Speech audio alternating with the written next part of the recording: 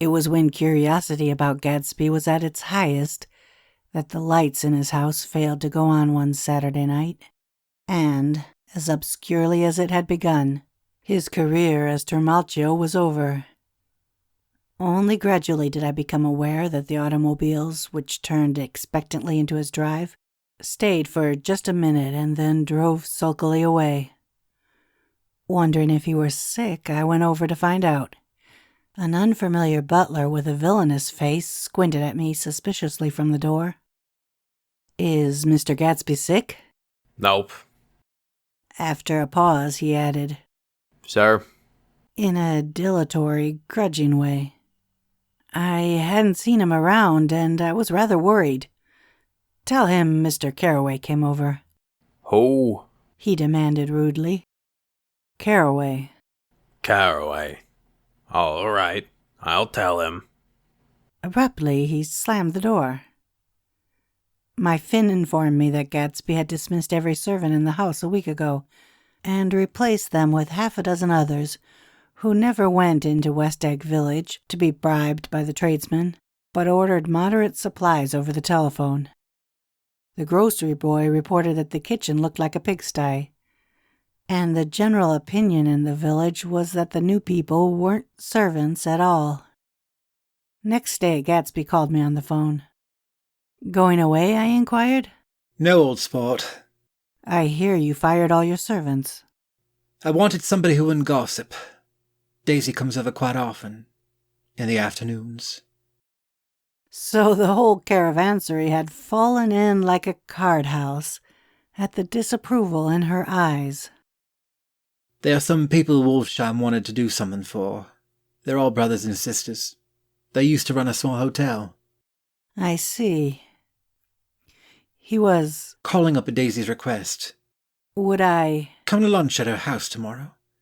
Miss Baker would be there. Half an hour later, Daisy herself telephoned, and seemed relieved to find that I was coming. Something was up, and yet I couldn't believe that they would use this occasion for a scene, especially for the rather harrowing scene that Gatsby had outlined in the garden. The next day was broiling, almost the last, certainly the warmest, of the summer. As my train emerged from the tunnel into sunlight, only the hot whistles of the National Biscuit Company broke the simmering hush at noon. The straw seats of the car hovered on the edge of combustion. The woman next to me perspired delicately for a while into her white shirtwaist, and then, as her newspaper dampened under her fingers, lapsed despairingly into deep heat with a desolate cry. Her pocketbook slapped to the floor. "Oh, my," she gasped. I picked it up with a weary bend and handed it back to her, holding it at arm's length and by the extreme tip of the corners to indicate that I had no designs upon it. But everyone nearby, including the woman, suspected me just the same. "Hot," said the conductor to familiar faces. "Some weather. Hot, hot, hot. Is it hot enough for you? Is it hot? Is it?" My commutation ticket had come back to me with a dark stain from his hand. That anyone should care in this heat, whose flushed lips he kissed, whose head made damp the pajama pocket over his heart. Through the hall of the Buchanan's house blew a faint wind, carrying the sound of the telephone bell out to Gatsby and me as we waited at the door. "The master's body," roared the butler into the mouthpiece. "I'm sorry, madam, but we can't furnish it. It's far too hot to touch this noon." What he really said was, Yes, I'll see." He set down the receiver and came toward us, glistening slightly, to take our stiff straw hats. "Madam expects you in the salon," he cried, needlessly indicating the direction. In this heat, every extra gesture was an affront to the common store of life. The room, shadowed well with awnings, was dark and cool. Daisy and Jordan lay upon an enormous couch, like silver idols, weighing down their own white dresses against the singing breeze of the fans. "We can't move." "We can't move," they said together. Jordan's fingers powdered white over their tan, rested for a moment in mine. "And Mr. Thomas Buchanan, the athlete?" I inquired. Simultaneously, I heard his voice, gruff, muffled, husky, at the hall telephone. Gatsby stood in the center of the crimson carpet and gazed around with fascinated eyes. Daisy watched him and laughed, her sweet, exciting laugh. A tiny gust of powder rose from her bosom into the air. "The rumor is," whispered Jordan, "that that's Tom's girl on the telephone." We were silent. The voice in the hall rose high with annoyance. "Very well, then, I won't sell you the car at all. I'm under no obligation to you at all. And as for your bothering me about it at lunchtime, I won't stand for that at all." Holding down the receiver, said Daisy cynically. "No, he's not," I assured her. "It's a bona fide deal. I happen to know about it."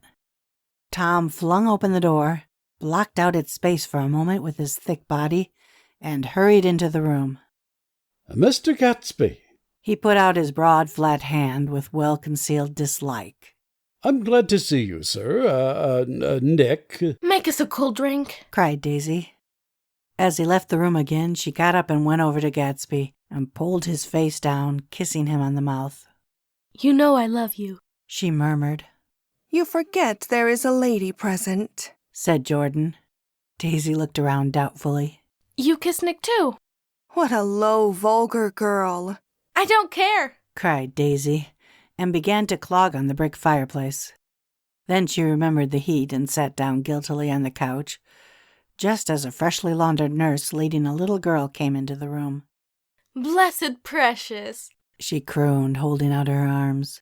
Come to your own mother that loves you.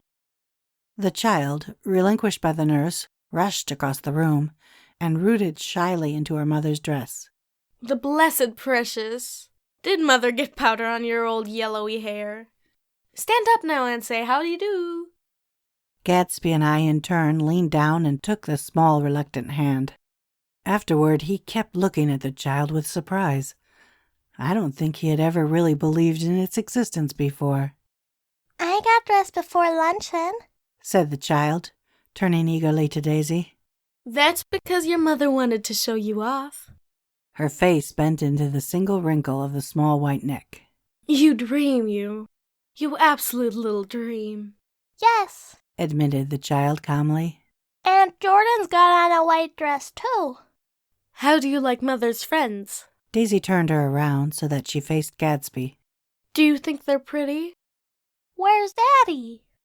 She doesn't look like her father, explained Daisy. She looks like me. She's got my hair and shape of the face. Daisy sat back upon the couch. The nurse took a step forward and held out her hand. "Come, Pummy." Goodbye, sweetheart. With a reluctant backward glance, the well-disciplined child held to her nurse's hand and was pulled out the door just as Tom came back, proceeding 4 gin rickeys that clicked full of ice. Gatsby took up his drink. "They certainly look cool," he said with visible tension. We drank in long, greedy swallows. "I read somewhere that the sun's getting hotter every year," said Tom genially. "It seems that pretty soon the earth's going to fall into the sun. Or, wait a minute, it's just the opposite. The sun's getting colder every year. Come outside," he suggested to Gatsby. "I'd like you to have a look at the place." I went with them out to the veranda.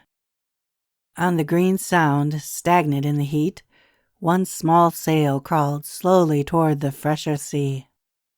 Gatsby's eyes followed it momentarily. He raised his hand and pointed across the bay. "I'm right across from you." "So you are." Our eyes lifted over the rose beds and the hot lawn and the weedy refuse of the dog days along shore. Slowly, the white wings of the boat moved against the blue, cool limit of the sky. Ahead lay the scalloped ocean and the abounding Blessed Isles. "There's sport for you," said Tom, nodding. "I'd like to be out there with him for about an hour." We had luncheon in the dining room, darkened too against the heat, and drank down nervous gaiety with the cold ale. What'll we do with ourselves this afternoon?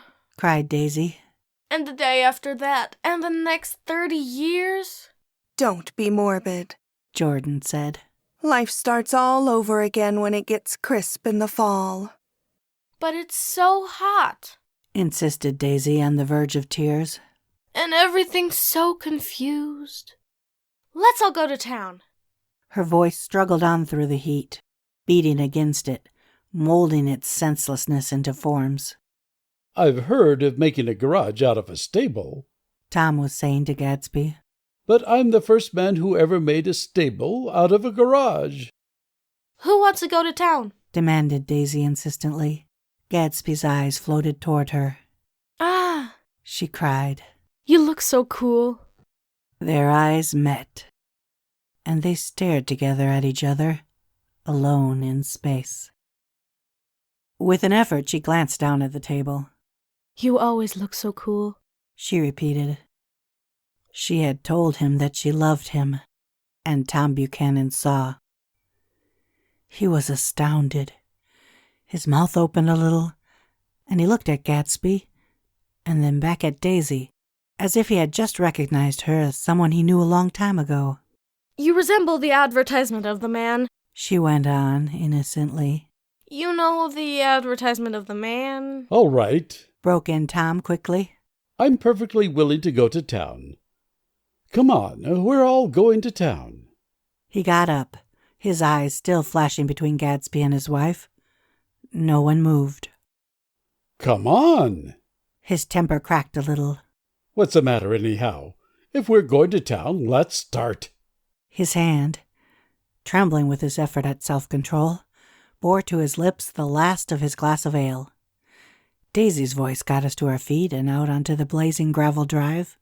Are we just going to go? She objected. Like this? Aren't we going to let anyone smoke a cigarette first? Everybody smoked all through lunch. Oh, let's have fun. She begged him. It's too hot to fuss. He didn't answer. Have it your own way, She said. Come on, Jordan. They went upstairs to get ready while we three men stood there, shuffling the hot pebbles with our feet. A silver curve of the moon hovered already in the western sky. Gatsby started to speak, changed his mind, but not before Tom wheeled and faced him expectantly. Have you got your stables here? Asked Gatsby with an effort. About a quarter of a mile down the road. Oh, A pause. I don't see the idea of going to town. Broke out Tom savagely. Women get these notions in their heads. Shall we take anything to drink? Called Daisy from an upper window. I'll get some whiskey. Answered Tom. He went inside. Gatsby turned to me rigidly. I can't say anything in this house, old sport. She's got an indiscreet voice, I remarked. It's full of... I hesitated. Her voice is full of money. He said suddenly. That was it. I'd never understood it before. It was full of money. That was the inexhaustible charm that rose and fell in it. The jingle of it, the cymbal's song of it. High in a white palace, the king's daughter, the golden girl. Tom came out of the house wrapping a quart bottle in a towel, followed by Daisy and Jordan, wearing small, tight hats of metallic cloth and carrying light capes over their arms. Shall we all go in my car? Suggested Gatsby. He felt the hot green leather of the seat. I ought to have left it in the shade. Is it a standard shift? Demanded Tom. Yes. Well, you take my coupe and let me drive your car to town. The suggestion was distasteful to Gatsby. I don't think there's much gas. He objected. Plenty of gas. Said Tom boisterously. He looked at the gauge. And if it runs out, I can stop at the drugstore. You can buy anything at a drugstore nowadays. A pause followed this apparently pointless remark. Daisy looked at Tom frowning, and an indefinable expression, At once definitely unfamiliar and vaguely recognizable, as if I had only heard it described in words, passed over Gatsby's face. Come on, Daisy, said Tom, pressing her with his hand toward Gatsby's car. I'll take you in this circus wagon. He opened the door, but she moved out from the circle of his arm. You take Mick and Jordan. We'll follow you in the coupe. She walked close to Gatsby, touching his coat with her hand. Jordan and Tom and I got into the front seat of Gatsby's car. Tom pushed the unfamiliar gears tentatively, and we shot off into the oppressive heat, leaving them out of sight behind. Did you see that? Demanded Tom. See what? He looked at me keenly, realizing that Jordan and I must have known all along. You think I'm pretty dumb, don't you? He suggested. Perhaps I am, but I have almost second sight sometimes that tells me what to do. Maybe you don't believe that, but science... He paused. The immediate contingency overtook him, pulled him back from the edge of the theoretical abyss. I've made a small investigation of this fellow, he continued. I could have gone deeper if I had known. Do you mean you've been to a medium? Inquired Jordan humorously. What? Confused, he stared at us as we laughed. A medium? About Gatsby. About Gatsby? No, I haven't. I said I'd been making a small investigation of his past. And you found he was an Oxford man? Said Jordan helpfully. An Oxford man. He was incredulous. Like hell he is. He wears a pink suit. Nevertheless, he's an Oxford man. Oxford, New Mexico. Snorted Tom contemptuously. Or something like that. Listen, Tom, if you're such a snob, why did you invite him to lunch? Demanded Jordan crossly. Daisy invited him. She knew him before we were married. God knows where. We were all irritable now with the fading ale, and, aware of it, we drove for a while in silence. Then, as Dr. T.J. Eckelberg's faded eyes came into sight down the road, I remembered Gatsby's caution about gasoline. We've got enough to get us to town, said Tom. But there's a garage right here, objected Jordan. I don't want to get stalled in this baking heat. Tom threw on both brakes impatiently, and we slid into an abrupt, dusty stop under Wilson's sign. After a moment, the proprietor emerged from the interior of his establishment and gazed hollow-eyed at the car. Let's have some gas, cried Tom roughly. What do you think we stopped for? To admire the view? I'm sick, said Wilson without moving. I've been sick all day. What's the matter? I'm all run down. Well, shall I help myself? Tom demanded. You sounded well enough on the phone. With an effort, Wilson left the shade in support of the doorway and, breathing hard, unscrewed the cap of the tank. In the sunlight, his face was green. I didn't mean to interrupt your lunch, he said. But I need money pretty bad, and I was wondering what you were going to do with your old car. How do you like this one? Inquired Tom. I bought it last week. It's a nice yellow one, said Wilson, as he strained at the handle. Like to buy it? Big chance. Wilson smiled faintly. No, but I could make some money on the other. What do you want money for all of a sudden? I've been here too long. I want to get away. My wife and I want to go west. Your wife does? Exclaimed Tom, startled. She's been talking about it for 10 years. He rested for a moment against the pump, shading his eyes. And now she's going whether she wants to or not. I'm going to get her away. The coupe flashed by us with a flurry of dust and the flash of a waving hand. What do I owe you? demanded Tom harshly. I just got wised up to something funny the last 2 days, remarked Wilson. That's why I want to get away. That's why I've been bothering you about the car. What do I owe you? $1.20. The relentless beating heat was beginning to confuse me, and I had a bad moment there before I realized that, so far, his suspicions hadn't alighted on Tom. He had discovered that Myrtle had some sort of life apart from him in another world, and the shock had made him physically sick. I stared at him and then at Tom, who had made a parallel discovery less than an hour before. And it occurred to me that there was no difference between men in intelligence or race so profound as the difference between the sick and the well. Wilson was so sick that he looked guilty, unforgivably guilty, as if he had just got some poor girl with child. I'll let you have that car, said Tom. I'll send it over tomorrow afternoon. That locality was always vaguely disquieting, even in the broad glare of afternoon, and now I turned my head as though I had been warned of something behind. Over the ash heaps, the giant eyes of Dr. T.J. Eckelberg kept their vigil, but I perceived, after a moment, that other eyes were regarding us with peculiar intensity from less than 20 feet away. In one of the windows over the garage, the curtains had been moved aside a little, and Myrtle Wilson was peering down at the car.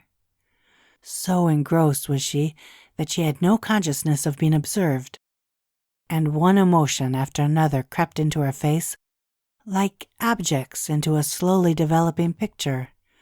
Her expression was curiously familiar. It was an expression I had often seen on women's faces, but on Myrtle Wilson's face it seemed purposeless and inexplicable, until I realized that her eyes, wide with jealous terror, were fixed not on Tom, but on Jordan Baker, whom she took to be his wife. There is no confusion like the confusion of a simple mind, and as we drove away, Tom was feeling the hot whips of panic. His wife and his mistress, until an hour ago secure and inviolate, were slipping precipitately from his control.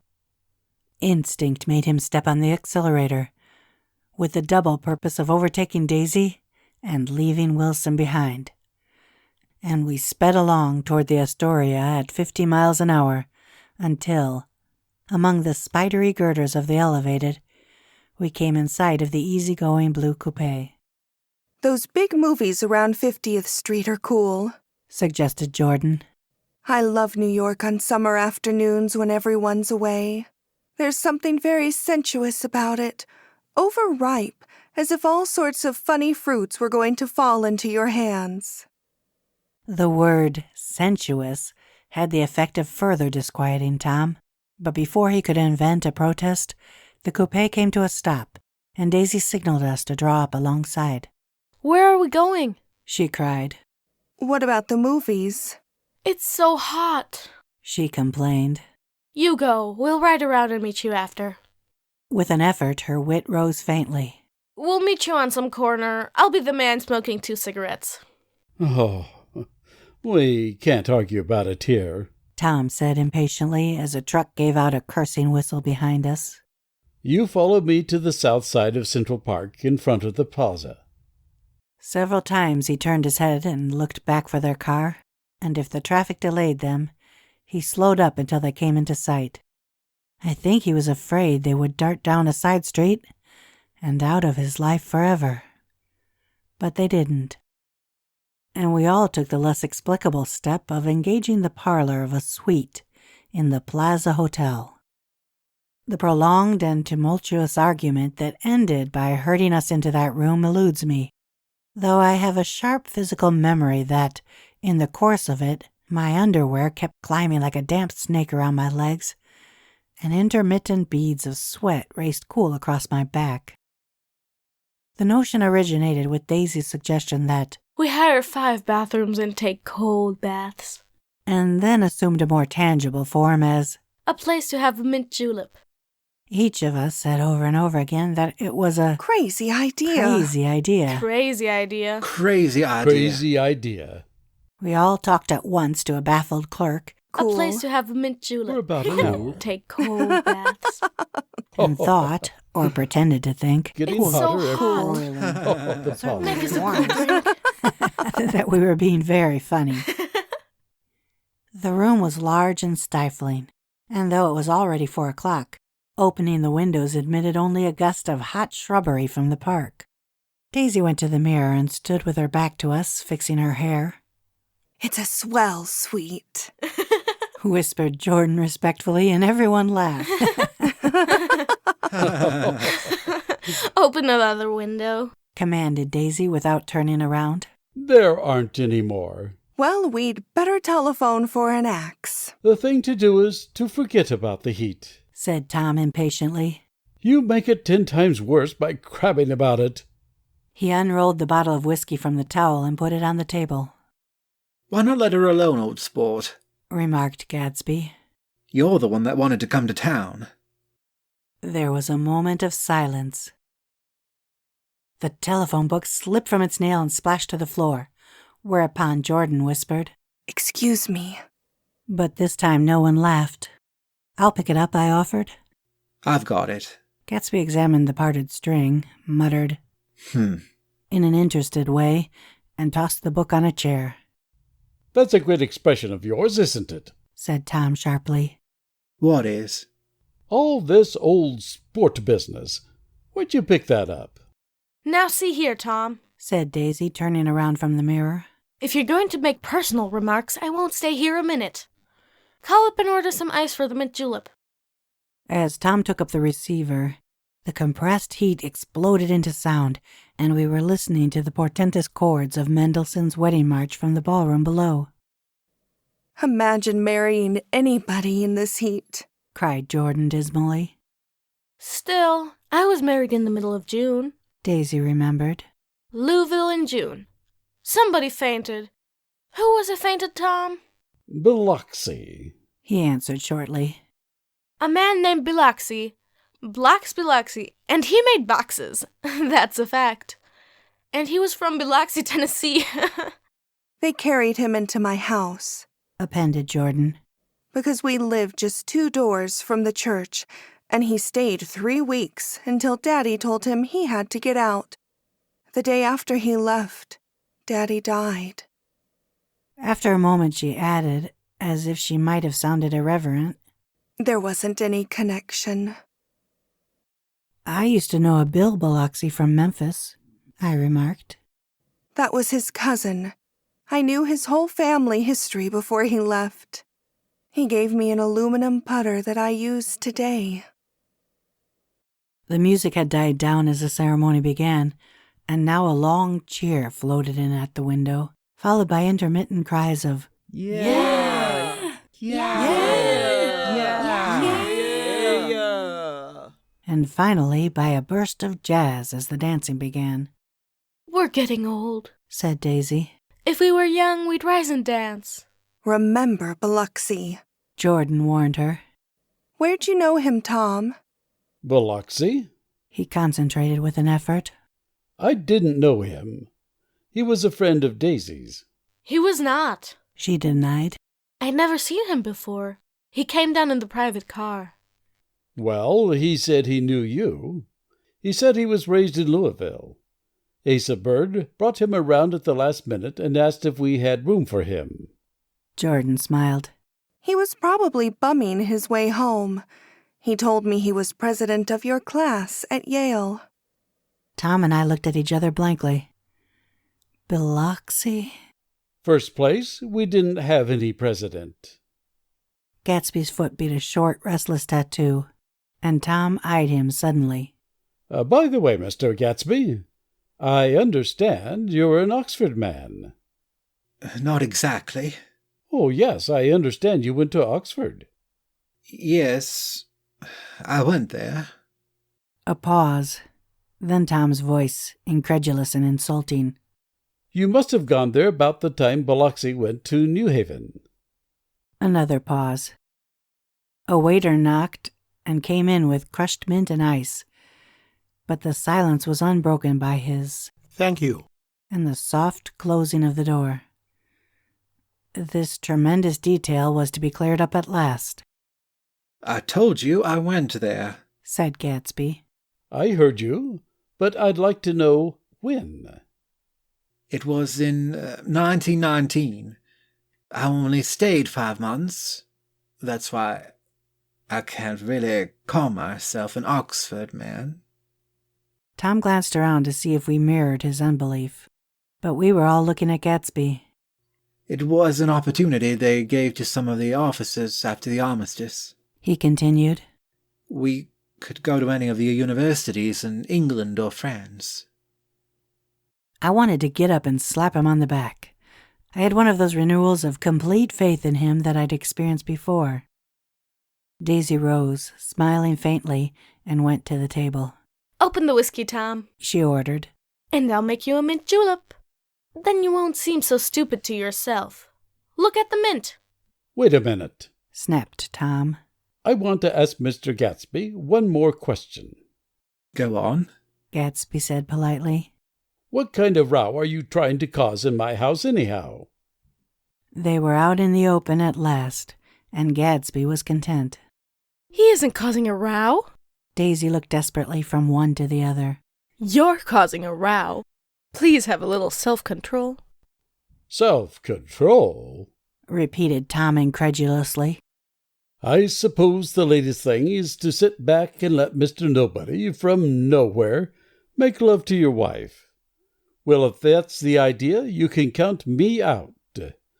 Nowadays, people begin by sneering at family life and family institutions, and next they'll throw everything overboard and have intermarriage between black and white. Flushed with his impassioned gibberish, he saw himself standing alone on the last barrier of civilization. We're all white here, murmured Jordan. I know I'm not very popular. I don't give big parties. I suppose you've got to make your home into a pigsty in order to have any friends in the modern world. Angry as I was, as we all were, I was tempted to laugh whenever he opened his mouth. The transition from libertine to prig was so complete. I've got something to tell you, old sport, began Gatsby, but Daisy guessed at his intention. Please don't, she interrupted helplessly. Please let's all go home. Why don't we all go home? That's a good idea. I got up. Come on, Tom. Nobody wants a drink. I want to know what Mr. Gatsby has to tell me. Your wife doesn't love you, said Gatsby. She's never loved you. She loves me. Ah, you must be crazy, exclaimed Tom automatically. Gatsby sprang to his feet, vivid with excitement. She never loved you, do you hear? He cried. She only married you because I was poor and she was tired of waiting for me. It was a terrible mistake, but in her heart she never loved anyone except me. At this point, Jordan and I tried to go, but Tom and Gatsby insisted with competitive firmness that we remain, as though neither of them had anything to conceal, and it would be a privilege to partake vicariously of their emotions. Sit down, Daisy. Tom's voice groped unsuccessfully for the paternal note. What's been going on? I want to hear all about it. I told you what's been going on, said Gatsby. Going on for 5 years. And you didn't know. Tom turned to Daisy sharply. You've been seeing this fellow for 5 years? Not seeing, said Gatsby. No, we couldn't meet. But both of us loved each other all that time, old sport, and you didn't know. I used to laugh sometimes. But there was no laughter in his eyes. To think that you didn't know. Oh, that's all. Tom tapped his thick fingers together like a clergyman and leaned back in his chair. You're crazy, he exploded. I can't speak about what happened 5 years ago because I didn't know Daisy then. And I'll be damned if I see how you got within a mile of her unless you brought the groceries to the back door. But all the rest of that's a goddamn lie. Daisy loved me when she married me, and she loves me now. No, said Gatsby, shaking his head. She does, though. The trouble is that sometimes she gets foolish ideas in her head and doesn't know what she's doing. He nodded sagely. And what's more, I love Daisy too. Once in a while I go off on a spree and make a fool of myself, but I always come back, and in my heart I love her all the time. You're revolting, said Daisy. She turned to me, and her voice, dropping an octave lower, filled the room with thrilling scorn. Do you know why we left Chicago? I'm surprised that they didn't treat you to the story of that little spree. Gatsby walked over and stood beside her. Daisy, that's all over now, he said earnestly. It doesn't matter anymore. Just tell him the truth, that you never loved him, and it's all wiped out forever. She looked at him blindly. Why, how could I love him possibly? You never loved him. She hesitated. Her eyes fell on Jordan and me with a sort of appeal, as though she realized at last what she was doing, and as though she had never, all along, intended doing anything at all. But it was done now. It was too late. I never loved him, she said with perceptible reluctance. Not at Kapiolani? Demanded Tom suddenly. No. From the ballroom beneath, muffled and suffocating chords were drifting up on hot waves of air. Not that day I carried you down from the punch bowl to keep your shoes dry? There was a husky tenderness in his tone. Daisy. Please don't. Her voice was cold, but the rancor was gone from it. She looked at Gatsby. There, Jay, she said, but her hand, as she tried to light a cigarette, was trembling. Suddenly she threw the cigarette and the burning match on the carpet. Oh, you want too much, she cried to Gatsby. I love you now, isn't that enough? I can't help what's past. She began to sob helplessly. I did love him once, but I loved you too. Gatsby's eyes opened and closed. You loved me too? He repeated. Even that's a lie, said Tom savagely. She didn't know you were alive. Why, there are things between Daisy and me that you'll never know. Things that neither of us can ever forget. The words seemed to bite physically into Gatsby. I want to speak to Daisy alone, he insisted. She's all excited now. Even alone, I can't say I never loved Tom, she admitted in a pitiful voice. It wouldn't be true. Of course it wouldn't, agreed Tom. She turned to her husband. As if it mattered to you, she said. Of course it matters. I'm going to take better care of you from now on. You don't understand, said Gatsby with a touch of panic.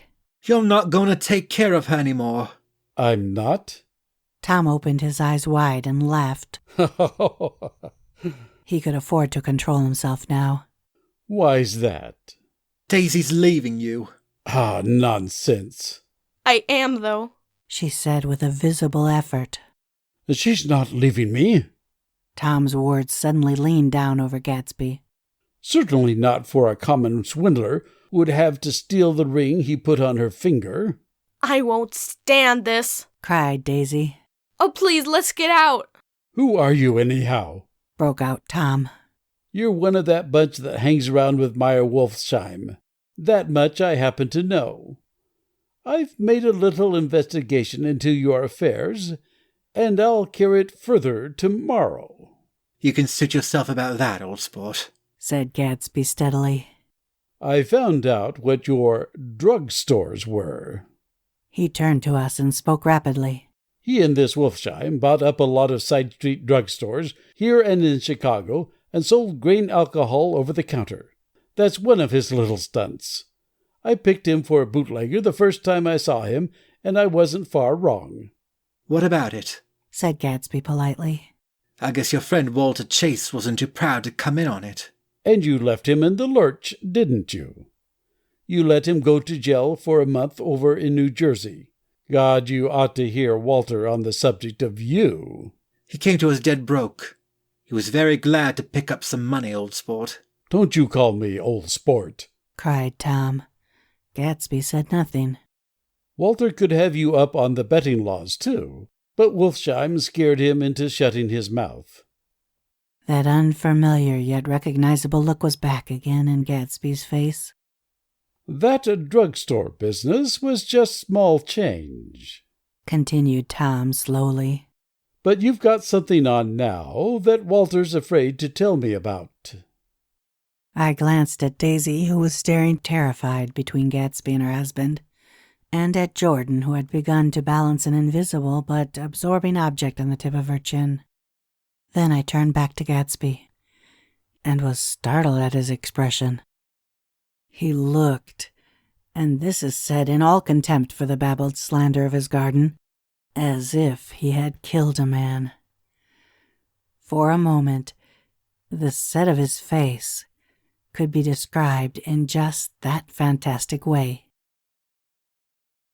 It passed, and he began to talk excitedly to Daisy, denying everything, defending his name against accusations that had not been made.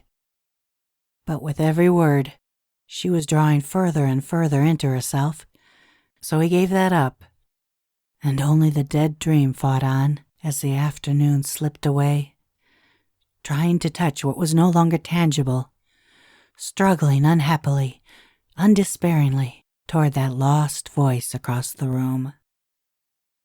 The voice begged again to go.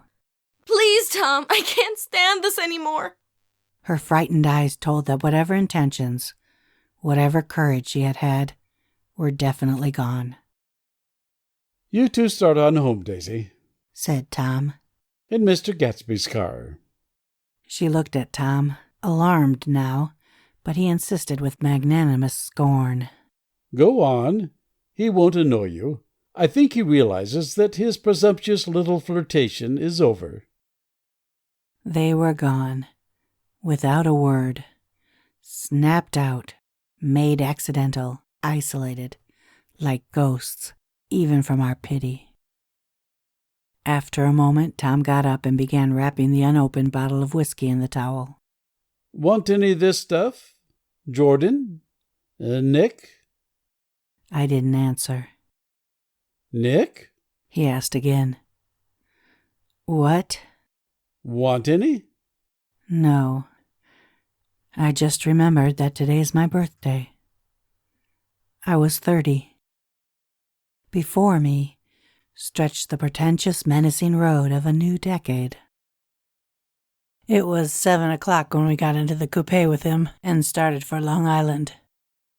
Tom talked incessantly, exulting and laughing, but his voice was as remote from Jordan and me as the foreign clamor on the sidewalk or the tumult of the elevated overhead.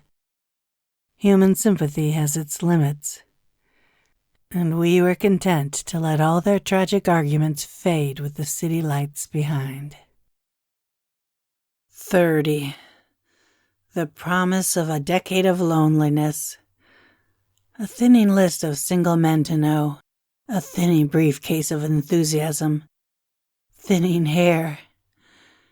But there was Jordan beside me, who, unlike Daisy, was too wise ever to carry well-forgotten dreams from age to age. As we passed over the dark bridge, her wan face fell lazily against my coat's shoulder, and the formidable stroke of 30 died away with the reassuring pressure of her hand. So we drove on toward death through the cooling twilight. The young Greek, Michaelis, who ran the coffee joint beside the ash heaps, was the principal witness at the inquest. He had slept through the heat until after 5. When he strolled over to the garage and found George Wilson sick in his office. Really sick, pale as his own pale hair and shaking all over. Michaelis advised him to go to bed, but Wilson refused, saying that he'd miss a lot of business if he did. While his neighbor was trying to persuade him, a violent racket broke out overhead. I've got my wife locked in up there, explained Wilson calmly. She's gonna stay there till the day after tomorrow, and then we're gonna move away. Michaelis was astonished. They had been neighbors for 4 years, and Wilson had never seemed faintly capable of such a statement. Generally, he was one of those worn-out men. When he wasn't working, he sat on a chair in the doorway and stared at the people and the cars that passed along the road. When anyone spoke to him, he invariably laughed in an agreeable, colorless way. He was his wife's man, and not his own. so naturally Michaelis tried to find out what had happened. But Wilson wouldn't say a word. Instead, he began to throw curious, suspicious glances at his visitor and ask him what he had been doing at certain times on certain days. Just as the latter was getting uneasy, some workmen came past the door, bound for his restaurant, and Michaelis took the opportunity to get away, intending to come back later. But he didn't. He supposed he forgot to, that's all. When he came outside again a little after 7, he was reminded of the conversation because he heard Mrs. Wilson's voice, loud and scolding, downstairs in the garage. "Beat me!" he heard her cry. "Throw me down and beat me, you dirty little coward!" A moment later, she rushed out into the dusk, waving her hands and shouting. Before he could move from his door, the business was over. The death car, as the newspapers called it, didn't stop. It came out of the gathering darkness, wavered tragically for a moment, and then disappeared around the next bend. Michaelis wasn't even sure of its color. He told the first policeman that it was light green. The other car, the one going toward New York, came to a rest 100 yards beyond, and its driver hurried back to where Myrtle Wilson, her life violently extinguished, knelt in the road and mingled her thick dark blood with the dust. Michaelis and this man reached her first, but when they had torn open her shirtwaist, still damp with perspiration, they saw that her left breast was swinging loose like a flap, and there was no need to listen for the heart beneath. The mouth was wide open and ripped at the corners, as though she had choked a little in giving up the tremendous vitality she had stored so long. We saw the 3 or 4 automobiles and the crowd when we were still some distance away. "Wreck," said Tom. "That's good. Wilson'll have a little business at last." He slowed down, but still without any intention of stopping until, as we came nearer, the hushed, intent faces of people at the garage door made him automatically put on the brakes. "We'll take a look," he said doubtfully. Just a look." I became aware now of a hollow, wailing sound which issued incessantly from the garage. A sound which, as we got out of the coupe and walked toward the door, resolved itself into words. "Oh my God!" uttered over and over in a gasping moan. "There's some bad trouble here," said Tom excitedly. He reached up on tiptoes and peered over a circle of heads into the garage, which was only lit by a yellow light in a swinging wire basket overhead. Then he made a harsh sound in his throat, and with a violent thrusting movement of his powerful arms, pushed his way through.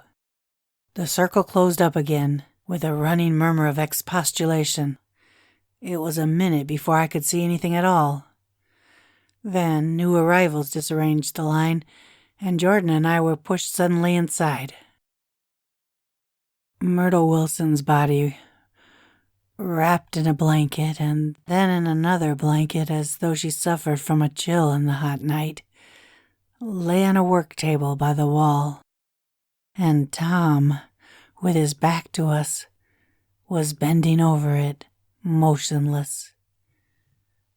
Next to him stood a motorcycle policeman, taking down names with much sweat and correction in a little book.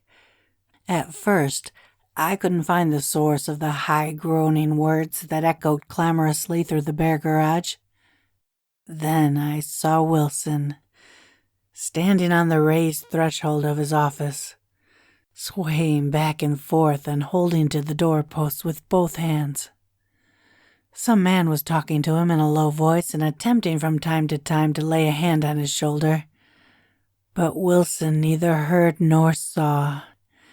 His eyes would drop slowly from the swinging light to the laden table by the wall, and then jerk back to the light again. And he gave out incessantly his high, horrible call.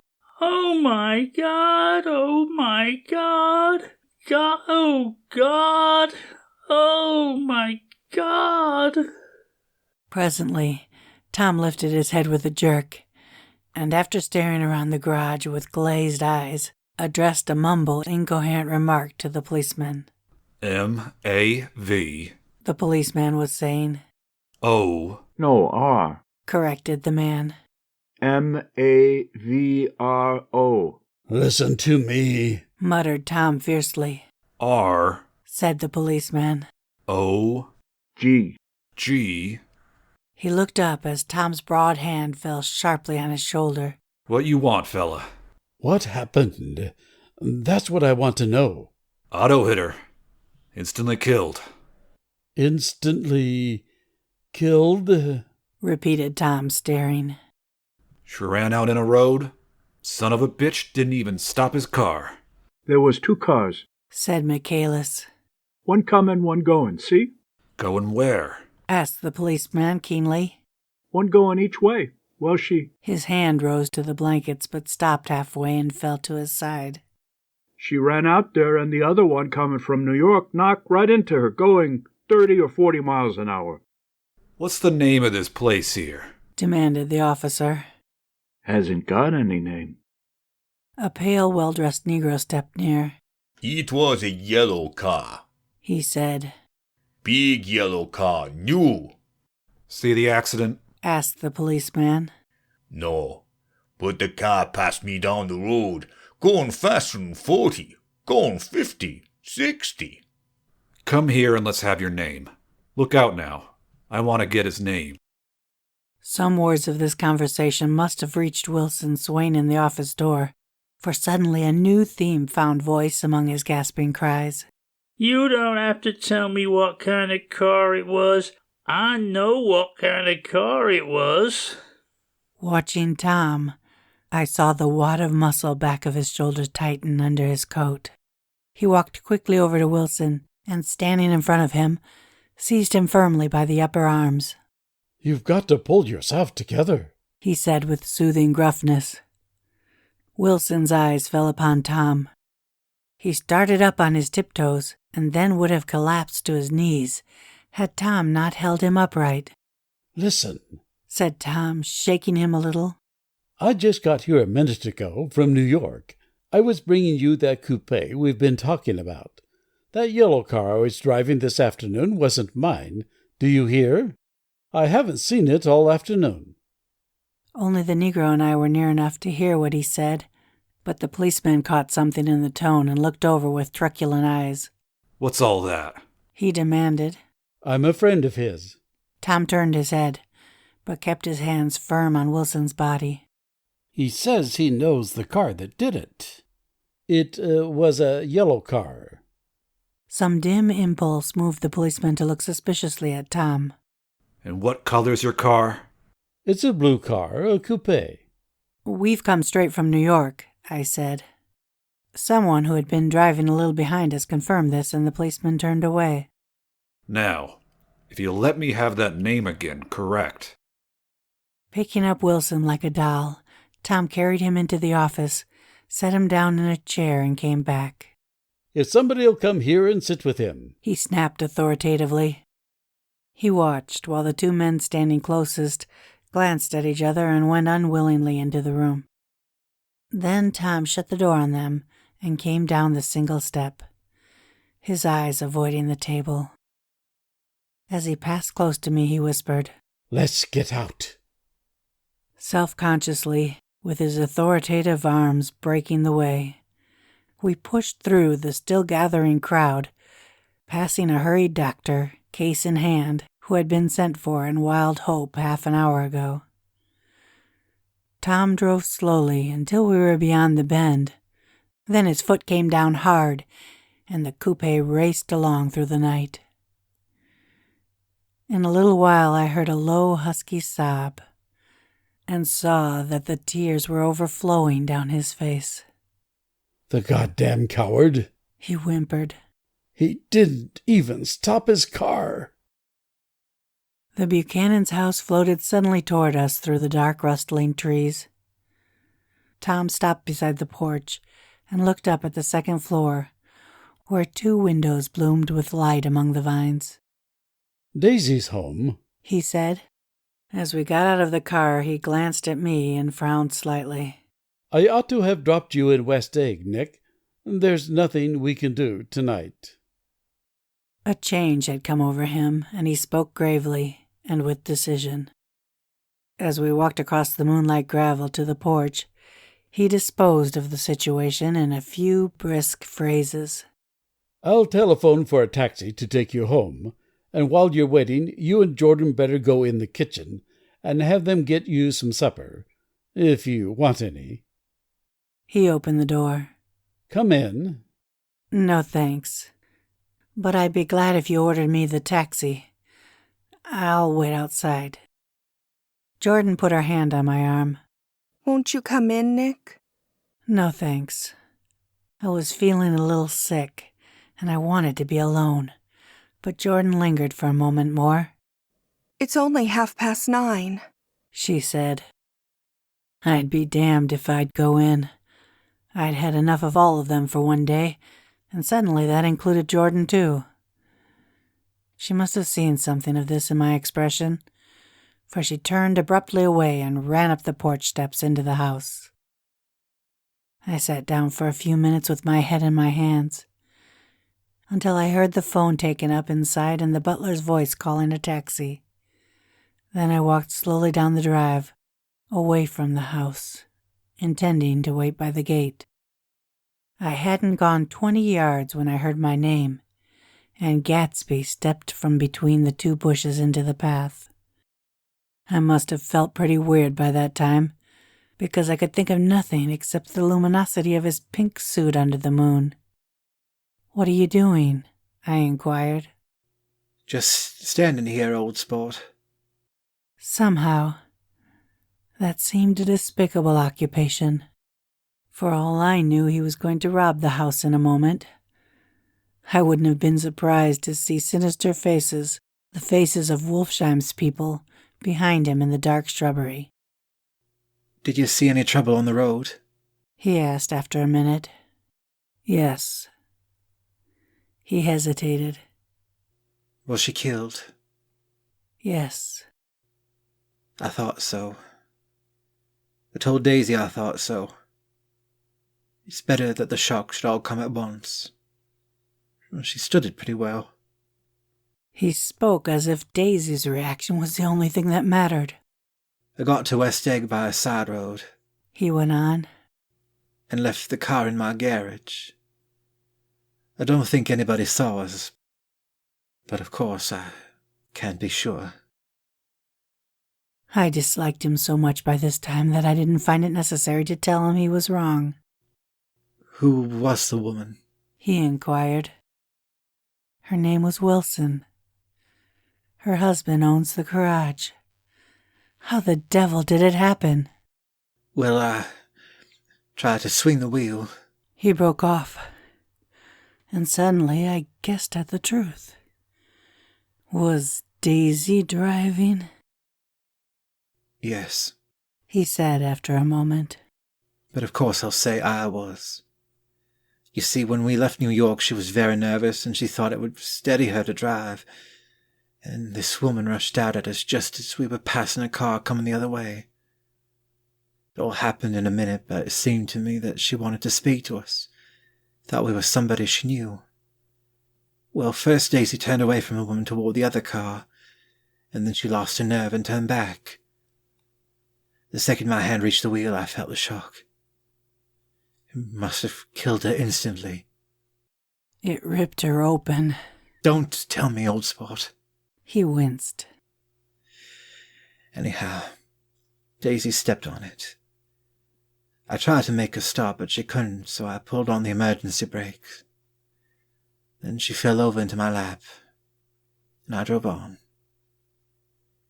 She'll be all right tomorrow, he said presently. I'm just gonna wait here and see if it tries to bother her about the unpleasantness this afternoon. She's locked herself into her room, and if it tries any brutality, she's gonna turn the light out and on again. He won't touch her, I said. He's not thinking about her. I don't trust him, old sport. How long are you going to wait? All night, if necessary. Anyhow, till they all go to bed. A new point of view occurred to me. Suppose Tom found out that Daisy had been driving. He might think he saw a connection in it. He might think anything. I looked at the house. There were 2 or 3 bright windows downstairs, and the pink glow from Daisy's room on the second floor. You wait here, I said. I'll see if there's any sign of a commotion. I walked back along the border of the lawn, traversed the gravel softly, and tiptoed up the veranda steps. The drawing-room curtains were open, and I saw that the room was empty. Crossing the porch where we had dined that June night 3 months before, I came to a small rectangle of light, which I guessed was the pantry window. The blind was drawn, but I found a rift at the sill. Daisy and Tom were sitting opposite each other at the kitchen table with a plate of cold fried chicken between them and 2 bottles of ale. He was talking intently across the table at her, and in his earnestness, his hand had fallen upon and covered her own. Once in a while she looked up at him and nodded in agreement. They weren't happy, and neither of them had touched the chicken or the ale, and yet they weren't unhappy either. There was an unmistakable air of natural intimacy about the picture, and anyone would have said they were conspiring together. As I tiptoed from the porch, I heard my taxi feeling its way along the dark road toward the house. Gatsby was waiting where I had left him in the drive. Is it all quiet up there? He asked anxiously. Yes, it's all quiet. I hesitated. You'd better come home and get some sleep. He shook his head. I want to wait here till Daisy goes to bed. Good night, old sport. He put his hands in his coat pockets and turned back eagerly to his scrutiny of the house, as though my presence marred the sacredness of the vigil. So I walked away and left him standing there in the moonlight, watching over nothing.